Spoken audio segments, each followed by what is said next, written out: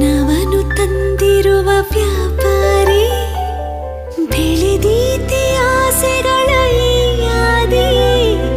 ಕಳೆದೀತೆ ನಡುವೆಲ್ಲೋ ಈ ಹಾದಿ ಬೇಕೇನೋ ಈ ಪ್ರೀತಿ ಇತ್ಯಾದಿ ಹಂಬಲದ ಹೂವನ್ನು ಕಣ್ಣಲ್ಲಿ ಅರಳಿಸುತ್ತ ಅಂಗಳದಿ ನಿಂತಿರುವ ಸಂಚಾರಿ ಜೋಳಿಗೆಯ ತುಂಬೆಲ್ಲ ನಾಜೂಕು ಬಣ್ಣ